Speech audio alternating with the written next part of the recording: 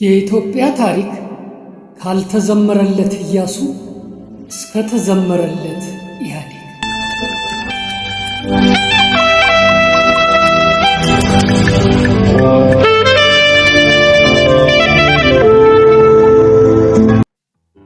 ደራሲ ፍስሐ ያዜ ካሳ።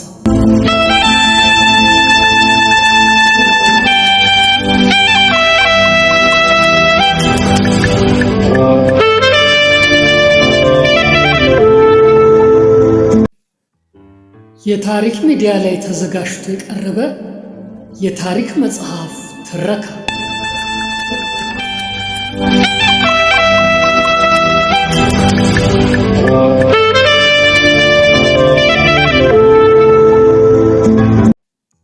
መጽሐፉ የታተመው በ2004 ዓመተ ምህረት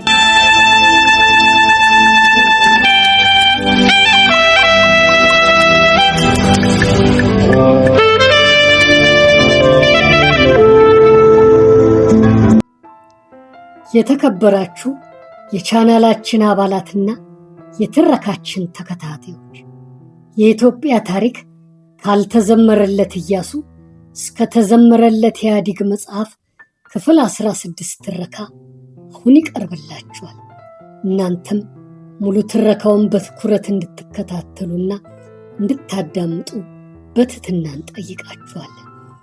የቻናሉ አባል የሆናችሁና ያልሆናችሁም ላይክ እንድታደርጉ፣ የሼር ምልክቷን በመንካት ለሌሎች እንድታዳርሱ፣ በኮሜንት ቦታ ላይም ሐሳብ አስተያየታችሁን እንድትጽፉ፣ ሰብስክራይብ ያላደረጋችሁ ካላችሁም የደወሏን ምልክት ተጭናችሁ ሰብስክራይብ እንድታደርጉና ቻናሉን ተቀላቅላችሁ ታሪኮችን እንድታጣጥሙ በትህትና እየጠየቅን አሁን ወደ ሙሉ ትረካው እናመራለን።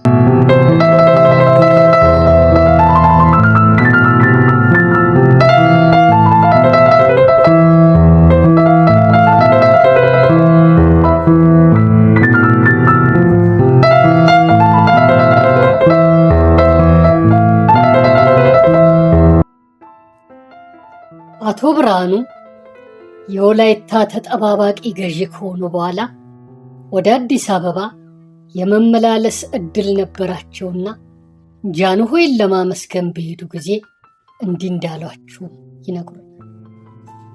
እኛን አምነህ በቅንነት ከሰራህ ምንም ችግር አያገኝም። ከዚህም በላይ በተለያዩ የአስተዳደር ጉዳዮች ላይ አቶ ብርሃኑ ያቀረቧቸውን ምክሮች ጃንሆይ ተቀብለው ተግባራዊ ማድረጋቸውን ይገልጹልናል።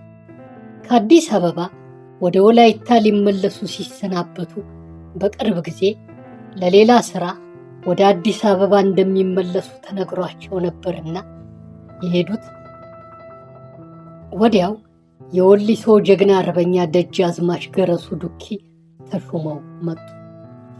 አቶ ብርሃኑ ጥቂት አለማምደው ወደ አዲስ አበባ መጡ። ብላታ መርሴ ሐዘን ወልደ ቂርቆስና አቶ ብርሃኑ ድንቂ የታሪክና የቤተ መንግሥት ዜና ማሰናጃ የሚባል መስሪያ ቤት እንዲያቋቁሙ ታዘዙ።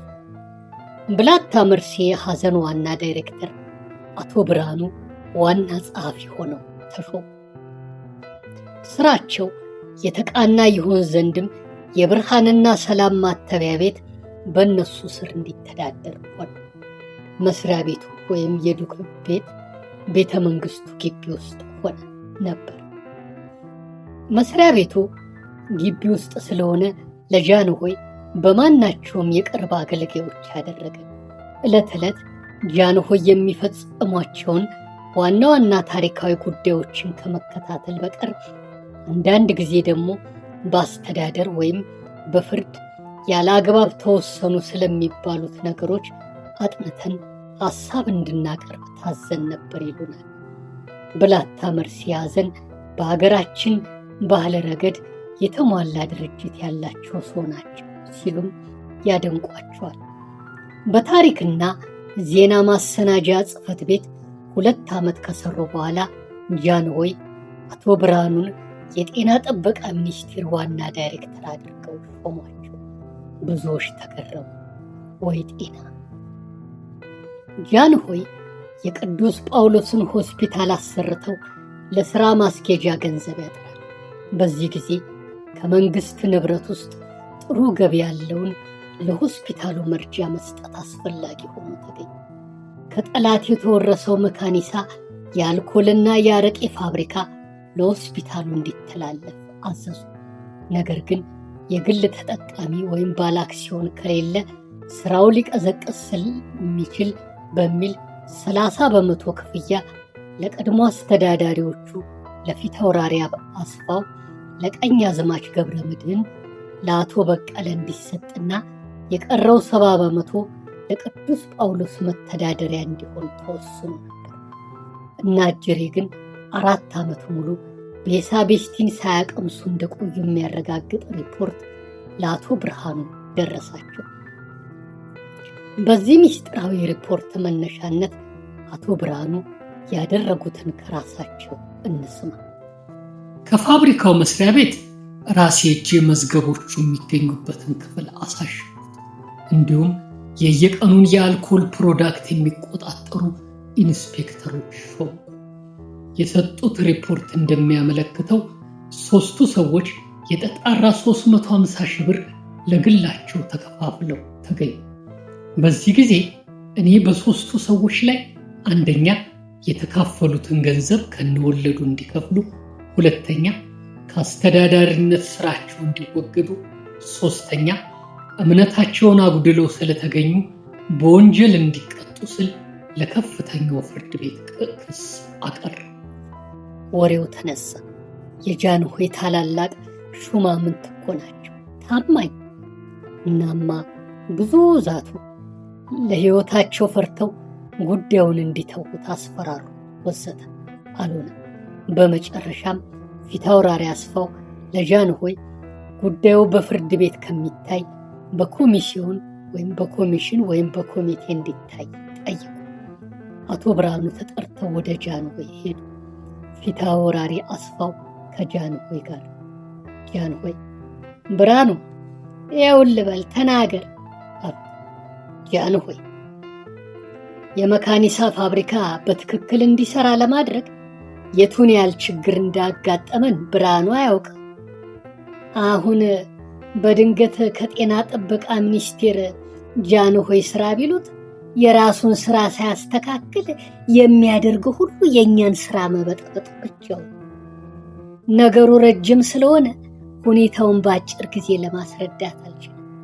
ስለዚህ ጃንሆይ በኮሚሽን እዛው እንዲመረመርና እርሱ ከፍርድ ቤት የጀመረው ክስ እንዲቆም ያደርጉልኝ ሲል ሐቀኛው ተናጋሪ ጃንሆይ 3ቱ የመካኒሳ ፋብሪካ አስተዳዳሪዎች እምነታቸውን በማጉደል ለቅዱስ ጳውሎስ የተሰጠውን ንብረት 4 ዓመት ሙሉ አንድ ቤሳ ሳያስከፍሉ ለግላቸው ተጠቅመውበታል። ነገሩ ከፍርድ ቤት እንዳይቀርብና በኮሚሽን እንዲታይ የሚጠይቁት ለመጎተት እንዲመቻቸው ብቻ። ጉዳዩን በትክክል አጣርቶ ለመወሰን ከፍርድ ቤት የተሻለ ሌላ አይገኝ። በዚህ ጊዜ ጃንሆይ ፊታቸውን ወደ ፊታውራሪ አስፋው ቀና አድርገው 200 ሺህ ብር አሁን በቅዱስ ጳውሎስ ሆስፒታል ስም ባንክ የምትከፍሉ ከሆነ ሂሳብ ኮሚሽኑ ስለቀረው ሂሳብ ኮሚሽኑ እንዲያጣራ እናዛለን። አስፋው ግን ከየት አምጥተን ነው መከፍለው? እርሱ ይከፍሉልናል ብሎ ጠየቀ። ሙልቅቅ ማለቱ ገረመኝ ይላል አቶ ብርሃኑ። ለካ ስደት ላይ ያሉ ብዙዎች እየከዷቸው አስፍሽ ታማኝ ሆኖ አገልግሏቸው ስለነበር ነው የሚሞላጠቅ።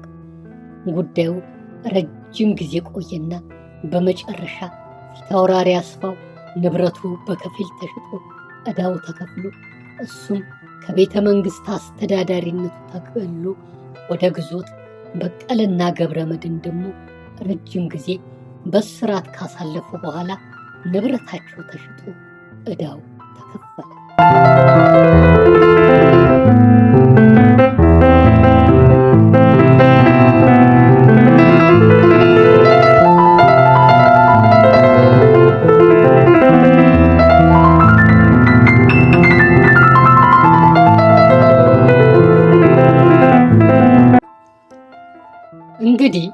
የዛን ጊዜ 350 ሺህ ብር የአሁኑ 35 ሚሊዮን ሊባል ይችላል። እነ በቄ ህዝብ ቢያልቅ ባያልቅ ጤናው ቢጠበቅ ባይጠበቅ ምን አገባቸው? የጤና ጥበቃ ሚኒስቴር አስተዳደር ንቅዘት ወይም ኮራፕሽን በሚል ርዕስ ስር ካሰፈሩት ታሪክ ውስጥ የሚከተለውን ጭብጥ እናገኛለን። ኡንራ የተባለ ኢንተርናሽናል ድርጅት ለጤና ጥበቃ ሚኒስቴር ከ500 ሺህ ብር በላይ ግምት ያላቸው ልዩ ልዩ ዕቃዎችና መድኃኒቶች ሰጥቶ ነበር። እነዚህ ዕቃዎችና መድኃኒቶች አንድ ትልቅ መጋዘን ውስጥ ታኩረው ቀኛዝማች ገብረመድህን በተባለ ሰው ሲጠበቁ ዝርዝር ለማሰናዳት ያሰበበት ሰው የለም። ቀኛዝማች ገብረመድህን የጤና ጥበቃ ሚኒስትር የነበረ የአቶ አበበ ዘመድ ነው። ይህንን ምክንያት በማድረግ ዕቃዎቹን አንድ በአንድ እያወጣ ሲሸጥ ስጋት አልነበረም ይሉናል አቶ ብርሃኑ ድንቄ። የዚህ ጉድ ሰፋ ያለ የአቶ ብርሃኑ ድንቄ ወዳጅ መንገድ ላይ ያገኛቸውና እንዲህ ይላቸዋል። እንዲያው አደራህን የጤና ጥበቃ ሚኒስቴር ከሚሸጣቸው ዕቃዎች ለመግዛት ስለምፈልግ ለዕቃ ሻጩ አደራ በልልኝ። ሕጋዊ መስሏቸው እንግዲህ ያሰቡበት። ከተማው ሁሉ መግዛት ይፈልጋል። ርካሽ ነበር ማለት ነው። አቶ ብርሃኑ የዕቃዎቹን አይነትና የሻጩን ማንነት እንደ ቀልድ አጣሩ። እንግዳ ናቸዋ። ለመስሪያ ቤቱም ለንግዱም እንግዳ ነው እና ሻጩ ቀኛዝማች አቶ ብርሃኑ እንዲህ ይሉናል። በማግስቱ የኡንራን ዕቃ ቤት ለመጎብኘት እፈልጋለሁ ብዬ ቀኛዝማች ገብረመድህን ከስፍራው እንዲጠብቀኝ አዘዝኩ። መቼም ዕቃዎቹ በያሉበት ተበታትነው ያየው ሰው ሁሉ እንደተጣሉ እንጂ ዋጋ እንዳለው ነገር ተጠብቀው ተቀምጠዋል ብሎ ለማመን አይችልም። ከጉብኝት መልስ አንድ ለየት ያለ ዕቃ አይተው መጡና አንድ ሰው ጠርተው የዕቃውን አይነትና ሁኔታ ነግረው ያንኑ ዕቃ የተጠየቀውን ዋጋ ከፍለ ገዝታ አምጣልኝ ብለው ይልኩታል። ያው የተለያየ ዕቃ ስለሆነ መድኃኒትም አለ፣ ሳህንም አለ ወዘተ። መልእክተኛው አይነቱ የተለየውን ሳህን በ5 ብር ገዝቶ መጣ። ከዚህ በላይ ማስረጃ ስለሌለ አቶ ብርሃኑ ምን እንዳደረጉ ከራሳቸው እንስማ። ወዲያው ከስራው አግጄ የመጋዘኑን ቁልፍ እንዲያስረክባ አዘዝኩት። እርሱ ግን አሻፈረኝ አለ። አጣርቼ አልጨረስኩም ማለት ነው። ገና ብዙ ቃል ያልተሸጠ ወይም ዋናውን አልያዘም። የግሉ ይመዝር ስል መጋዘኔን አላስነካም። እሺ ከዚያስ? ነገሩን ወደ ፍርድ ቤት ለማቅረብ እየተዘጋጀው ሳለው ቀኛዝማች የአርበኝነት ሽጉጡን ጠራርጎ ከቢሮ የመጥቶ ከዋናው ዳይሬክተር ጋር መነጋገር እፈልጋለሁ አገናኝ ሲል ለልዩ ጸሐፊ ነገር። ልዩ ጸሐፊ ግን ቀኛዝማች ሽጉጥ መያዙን አረጋግጦ ስላስጠነቀቀኝ ቢሮዬ እርሱን ከመቀበሌ በፊት ለፖሊስ ስልክ ደወልኩ። ሲቪል ልብስ የለበሰ ፖሊስ መጥቶ ተዘጋጀ። ቀኛዝማች ገባ። እጆቹ ሲንቀጠቀጡ እመለከት ነበር። ጉሮሮውን ብሎ በመጠራረግ እኔ መጣሁት እያለ ሽጉጡን ከኪሱ ለማውጣት ሲሞክር የፖሊስ መኮንኑ ከወደ ኋላው እጁን ከነሽጉጡ ለቀም አድርጎ መሳሪያውን ነጠቀ። ሽጉጡ ጎርሶ ተቀባቡ ነበር። ግርማዊነታቸው በሕይወቴ ላይ አደጋ ለማድረግ የሆነውን ዱለታ ሰምተው እንኳን እግዚአብሔር ጠበቀ ብለው አነጋገሩ። ነገሩም በጥንቃቄ እንዲመረመር አዘዙ ይላል። ሁኔታው የጃንሆይን ማንነት በግልጽ ያሳያል። የዘመኑን ሕግ ጭምር። አንዳንድ ምሁራን እንደሚነግሩን በዚያ ዘመን ፍርድ ቤቱ የውሸት የሚያዙበት ራሳቸው ሁሉንም ነገር የሚቆርጡ የሚፈልጡ ጃንሆይ እንደነበሩ አድርገን እንድንስለው ይጋብዙናል። አሁን እያየን ካለነው ነገር ጋር ግን ይጣረሳል በል። በጥምረት ብዙ ነገር እያየን እንቀጥላለን።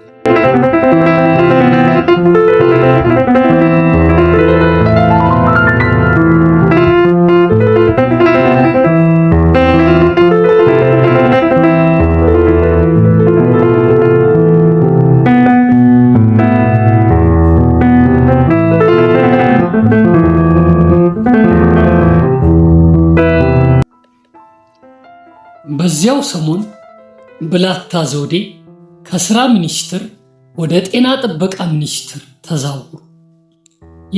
የስራ ሚኒስትር በነበሩ ጊዜ ልዩ ልዩ ክስ ቀርቦባቸው ነበር። የተዛወሩበትም ምክንያት በዚሁ ነው። የስራ ሚኒስትር ለጉቦ በጣም ያመች ነበር። አንዳንድ የስራ ተቋራጮች ከትርፋቸው 30% ወይም 40% ጉቦ ለመስጠት አያምኑ። ከዚህም የተነሳ ወደ ጤና ጥበቃ በመዛወራቸው አዝነዋል። ይልቁንም የሥራ ተቋራጮችን እርዳታ በመተማመን አንድ ትልቅ ቤት ለመስራት ጀምረው ለመፈጸሚያ ገንዘብ ስለጎደላቸው የሚያደርጉትን አጥተው ከጤና ጥበቃ ሚኒስቴር የገንዘብ ቤት ሹም ጋር በመመሳጠርና በብድር 60 ሺህ ብር መውሰድ ግድ ሆኖባቸው ኖሯል። ይህም ገንዘብ የተበደሩበትን ፊርማ በሚስጥር አግኝቼ ግምጃ ቤቱን ካሸኩ በኋላ ገንዘቡ እንዲቆጠር አዘዙ። ብላታ አበዱ፣ ጨሱ። ቤታቸው ሳያልቅ ከስንቱ ተቋራጭ ስንት ነገር እንዳልቆረጡ ዛሬ የእሳቸው ቤት ተቋርጦ እንዴት ይቀራል? አይደረግም አሉና ሄደው እሽጉን ቀደዱት። እሺ አቶ ብርሃኑ ምን አደረጉ በዚያ ሰዓት? ስለዚህ የሚከተለውን ጻፍኩላቸው። ክቡር ሆይ፣ በጤና ጥበቃ ሚኒስቴር ግምጃ ቤት የገንዘብ መጉደል መድረሱን ሰምቼ ሳጥኑን ራሴ አሽጌ ዋናው ኢንስፔክተር፣ የፐርሶኔል ሹሙና የሆስፒታሎች አስተዳደር መሪ ሹም ባሉበት ገንዘብ እንዲቆጠር አዝዤ ነበር። ነገር ግን የገንዘቡ ቤት ሹም እሽጉን ክቡርነቱ እንዳቀደዱትና ወደፊትም ያለ እርሶ ፈቃድ እንዳይታሸግ መከልከሉን ነገረኝ። ማመን ያስቸገረኝ። ስለዚህ ነገሩን በግልጽ ለመከታተል እንድችል በጉዳዩ አንድ መግለጫ ይሰጡኝ ዘንድ በማክበር እለምናለሁ። ብላታ ተከታዩን ምላሽ ጻፉ። ደብዳቤ ደርሶኛል። ይህን የመሰለ ደብዳቤ ወደፊት ብትጽፍልኝ ከፍ ያለ የዲሲፕሊን ጉድለት ስለሆነ ቅጣት እንደሚያስከትል ገልጽልሃል። አያችሁ፣ ዲሲፕሊን፣ ይህን አይነት ዲሲፕሊን ነው ዛሬ ድረስ በጉያችን ሸጉጠን የምናቀነቅነው። አይ ሚኒስትር፣ አይ ኢትዮጵያ፣ የዋህ ቀኝ አዝማች አትል፣ ፊት አውራሪ አትል፣ ሚኒስቴር አትል፣ ብላታ አትል፣ ዘበኛ አትል። በቃ አቶ ብርሃኑ ይቀጥል። ይህ እጅግ ጥሬ የሆነ የማናለብኝ አጻጻፋቸው እንደሚያስደነግጠኝና ራሴን ዝቅ አድርጌ በመለማመጥ እንደምተዳደር ብላታ ዘውዴ ጠብቀው ነበር። ደብዳቤያቸውን ሲፈርሙ እምቢ ካለ እናሳየዋለን ብለው እንደተናገሩ ከዚያ የነበረ ሰው ነገረኝ። ግን ይህ ሊያስደነግጠኝ ቀርቶ የታጋይነት መንፈሴን ስለቀሰቀሰው የሚከተለውን ጻፉ። ክቡር ሆይ፣ ደብዳቤ አትጻፍ የሚል ትእዛዝ ሲደርሰኝ ይህ ለመጀመሪያ ጊዜ ነው። ጉዳዩ በጠቅላላ የሰውነትን ነፃነት የሚነካ ስለሆነ የመናገርና የመጻፍ መብቴን በቀላሉ ለማስረከብ ያስቸግረኛል። ስለዚህ ባለፈው ላቀረብኩት ጥያቄ መልስ እንዲሰጠኝ እንደገና ስጠይቅ በትዕግስቱ ተስፋ አደርጋለሁ። ብላታ አትጻፍልኝ ብዬ ካስጠነቀቅኩ በኋላ ስለ ጻፍክልኝ 50 ብር ቀጥቻለሁ። አቶ ብርሃኑ ቅጣቱን አልተቀበልኩትም። አሁንም ለመጀመሪያው ጥያቄ መልስ በመጠባበቅ ላይ።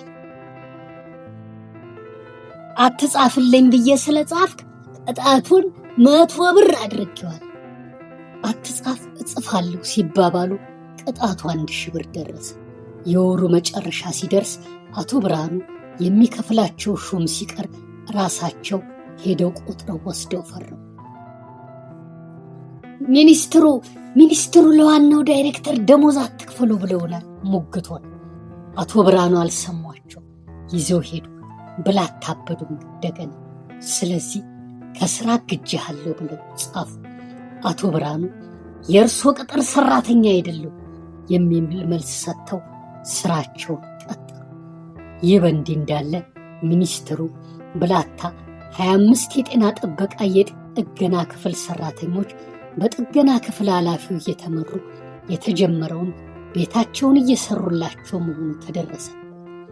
ደሞዝ የሚከፍላቸው ሚኒስቴር መስሪያ ቤቱ፣ እነሱ ግን የብላታን ቤት እየሰሩ ነው። ስራውን ትተውታል። እዚያኛው መስሪያ ቤት እንደገና አቤቱታ ጻፍኩላቸው። በዚያ እንኳን ነገሩ እየተካረረ ስለሄደ ሁኔታውን በሰፊ ጽሑፍ ለግርማዊነታቸው ማመልከት ግዱ። ብላታም እንዲሁ አመልክተው ኖሩ ቢትወደድ መኮንን እንዳልካቸው፣ ራስ አበበ አረጋይ፣ ጸሐፊ ትእዛዝ ወልደ ጊዮርጊስ ባሉበት ሁለታችንም ተጠርተን ከጃንሆይ ፊት ቀረብን ይላሉ አቶ ብርሃኑ ድንቅ።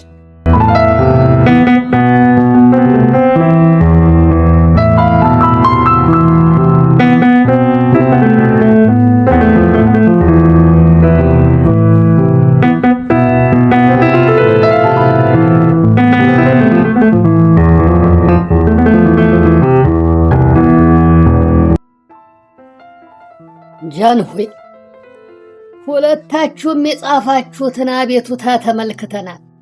ዘውዴ ብርሃኑን ከስራው አግጄዋለሁ ያልከው አግባብ አይደለም። በእኛ የተሾመ ስለሆነ ጥፋቱ ሲረጋገጥ በእኛ ይሻራል። ለሁሉም በመኮንን ሰብሳቢነት ነገራችሁን እነሱ መርምረው እንዲያቀርቡልን አዘናል። ሁሉም ተሰናብተው ወጡ። ራስ ቢትወደድ መኮንን ጠቅላይ ሚኒስትር ናቸው። ራስ አበበም የጦር ሚኒስትር መሆን የቻሉ ናቸው። በነገራችን ላይ በታሪክም በስፋት እንደሚታወቀው እነዚህ ሶስቱ ባለስልጣናት የወሰኑትን ውሳኔ ጃንሆይ ፈጽሞ ውድቅ አድርገውት አያውቁም። ኮሚሲዮኑ መቼም በአቶ ብርሃኑ ላይ ምን እንደሚወስን ግልጽ ነው። በዚህ ጊዜ አቶ ብርሃኑ እንዲህ ሲሉ ይብሰለሰሉ ጀመሩ። ብላታ ከጤና ጥበቃ ግምጃ ቤት 60 ሺህ ብር ለመውሰዳቸው ፊርማቸው በእጅ ያለ። የጤና ጥበቃ ሚኒስቴር የጥገና ክፍል ሰራተኞች ቤታቸውን እንደሰሩ ግልጽ ነው። የግምጃ ቤቱን አሽጌ ለመቅደዳቸው አይክዱ። እንግዲህ ምን ብለው ሊፈርዱባቸው ይችላሉ? የኮሚሲዮኑ ውሳኔ ግልባጭ ለሁለቱ ተቃራኒ ወገኖች ይሰጥ ነበር። ነገር ግን አቶ ብርሃኑ አልደረሳቸውም። 7 ወራት አለፉ። ስለዚህ አቶ ብርሃኑ ለጃንሆይ ማመልከቻ አቀረቡ። ጃንሆይ ግራ ገብቷቸዋል። በመጨረሻ አቶ ብርሃኑ ተጠርተው ወደ ጃንሆይ ቀረቡ።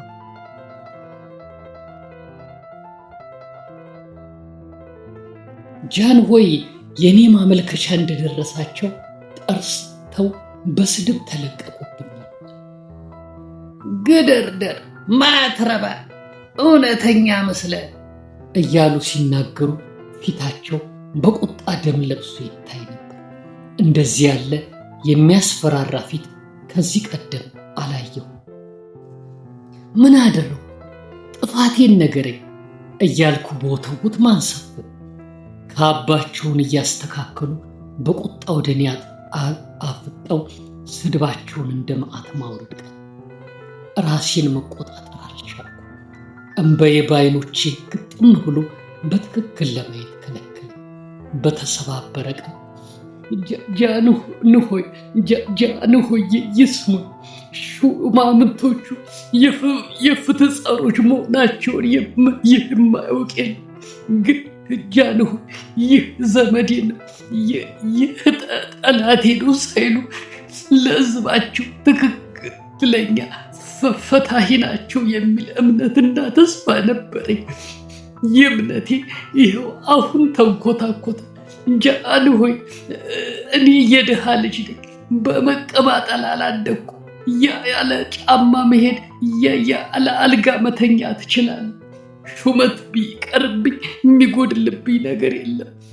የሚያሳዝነኝ የጃንሆይ መንግስት ብዬ ንግግሬን ከመጨረሴ በፊት እልህ ጉሮሮዬን እያነቀ ስላስቸገረኝ አቋርጬ ጥያቸው ከቢሮአቸው ወጣ።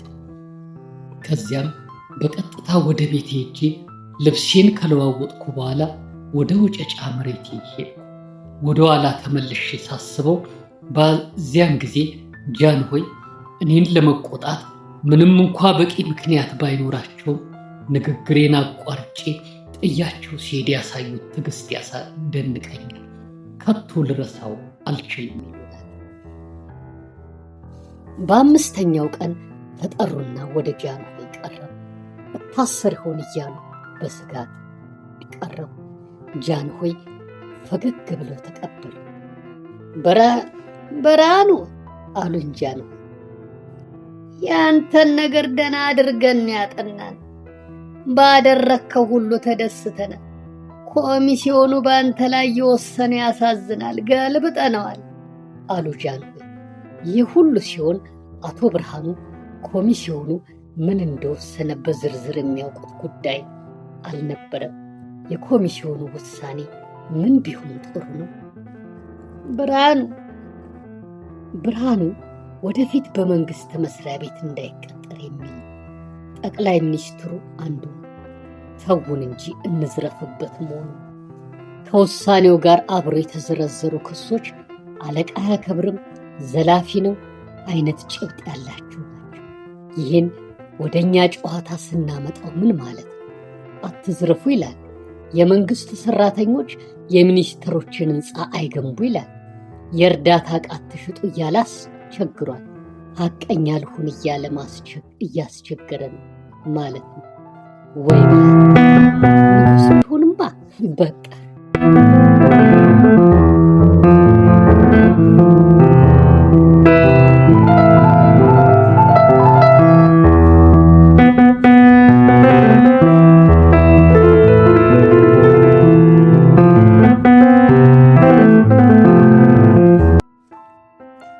ቀደም ሲል በጃንሆይ ልማታዊ ንግግር ላይ እንዳየነው የሚከብዳችሁ ነገር ካለ ጠቅላይ ሚኒስትር ሹመንላችኋል፣ እርሱም የሚከብደው ነገር ካለ ወደኛ ያመጣዋል ማለታችሁ የሚታወስ ነው።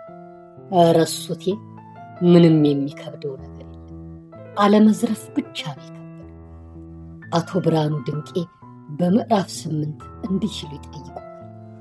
በዚያ ጊዜ ውስጥ በአገራችን የፖለቲካ ተመራማሪ ሰው እንዳለ ባውቅ ኖሮ አያሌ የማቀርብለት ጥያቄ ነበር። አፄ ኃይለሥላሴ እንደ ሹሞቻቸው ንቅዝ ናቸውን? ንቅዝ ካልሆኑ ለምን ንቅዝ የሆኑ ሹማምንቶች በዙሪያቸው ያስቀምጣል? በሌላው በኩል ደግሞ እነርሱም ቢያስወግዱ ንቅዝ ያልሆኑ ሹማምንቶች ከወዴት ይገኛሉ?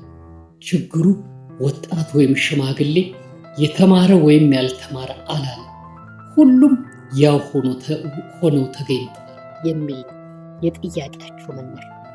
ለማንኛውም አብሮ መስራትና አለቃን ማክበር የማያውቅ በሚል ውሳኔ አቶ ብርሃኑን ውሳኔ ያሳልፈውባቸው ነበር። ጃንሆይ ግን ባልተለመደ ሁኔታ ገለበጡት። በዚያ ዘመን አብሮ መስራት መገለጫው አብሮ መዝረፍ ማለት ነበር ማለት ነው። ዛሬስ የሚለውን እያብሰለሰልን ወደ ሌላኛው ጉድና እናልፋለን። በነገራችን ላይ ብላታ ከዚያ በኋላ ከጤና ጥበቃ ሚኒስትርነታቸው ተነስተው ወደ ፓርላማ ተከተሉ። በዚያ መሰሉ ሂደት የኢትዮጵያ ፓርላማ የግዞት ቤት ይባል ነበር ይሉናል አቶ ብርሃኑ። ከዚያ በኋላ የአዲስ አበባ ማዘጋጃ ቤት ዋና ዳይሬክተር ሆነው ተሾሙ። የመዘጋጃ ቤት አስተዳደር የነቀዙ ከሚባሉት የመንግስት መስሪያ ቤቶች የመጀመሪያውን ደረጃ መያዝ ይችላል ይላሉ አቶ ብርሃኑ።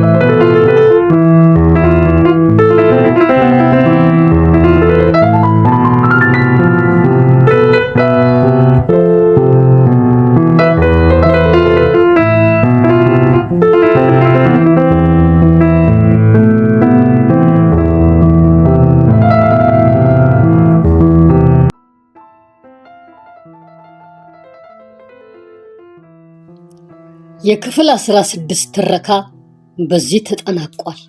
በቀጣይ ክፍል 17 ይቀርብላችኋል። ትረካችንን ስትከታተሉ የነበራችሁትን ሁሉ ከልብ እያመሰገንን በቀጣይ ክፍል 17 እስከምንገናኝ ደህና ሁኑልን። ፈጣሪ ለኢትዮጵያና ሕዝቦቿ ሰላሙንና ምሕረቱን ያወርድላት። ኢትዮጵያ ለዘላለም ትኑር።